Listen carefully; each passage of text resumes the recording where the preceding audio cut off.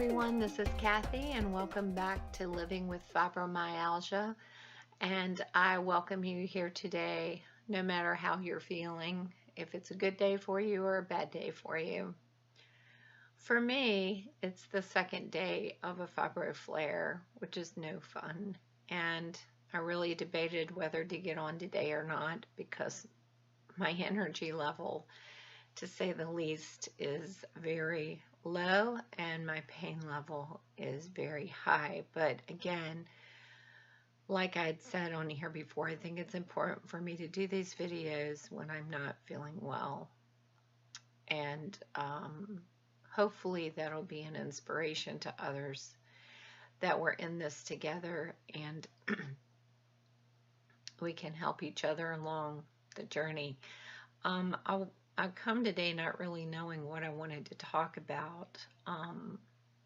We've talked a lot about how to describe to others how you're feeling. And in fact, I had a women's group this week where a woman was asking me, she thought she had fibromyalgia, and she was asking me how I knew and some of the things I was feeling and everything. And at the beginning of the conversation, she was convinced she had it. And by the end, she pretty much said, I don't think I have fibromyalgia. So I think what I'm trying to say right here in the video is just keep the conversation alive. Don't keep it all inside of you. Be verbal. Let people know what's going on with you. And be a source of education for people, especially when people just say, well, I have fibromyalgia, but they've never really been diagnosed, or they haven't done the research, or they haven't asked someone who has it, right? And just assuming that they have it or they know how you're feeling. So be a beacon of education for people. Be verbal. I want to encourage you to do that and let people know what it's like, because I even had a conversation with the person next to me who also has fibromyalgia, and we were kind of comparing notes, right? And I told her, I was like, yeah, I get this burning sensation in my muscles, like somebody has just struck matches and are touching them to my skin. And she goes, oh, I don't get that. So, I guess what this is making me think of is know your pain. Educate yourself on your pain as well, because there are different kinds of pain. I happen to have fibromyalgia pain, which is in certain trigger points, but I mainly have myofascial pain, which is in the muscles and the tendons in the body. And I feel that on the outside of my arms mainly and my legs mainly, but then I can have neck and facial pain and that kind of stuff as well.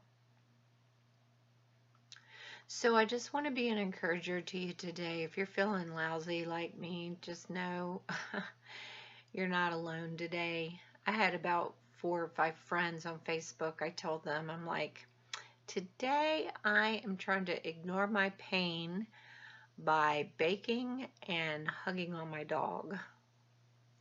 And they were like, yeah, it's a really bad day today. I don't know if it's the weather or what, but they kind of piped up. And so again, it was helpful to me to know I wasn't alone in it. But sometimes I try to get really creative into how to get my mind off my pain. And I know you're saying, Kathy, I can't even get out of the bed. Believe me, I understand. And it is a mental game. And I argue with myself inside of my head all the time. It hurts to get up. It hurts to move. I don't want to, but sometimes I know if I get up and move, the pain level will go down. So sometimes I just take my chance and do it. Yesterday, I baked some wonderful gluten-free, milk-free chocolate chip cookies. I made a pumpkin pie and some pumpkin bread. And I did notice that my pain level did not go away, but it went down to a point where I could get myself into a hot shower.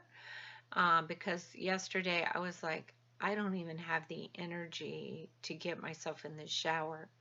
So I just experimented and did what I thought I could to get my mind off my pain, and it worked. And by getting the hot shower before bed, it helped with my sleeping.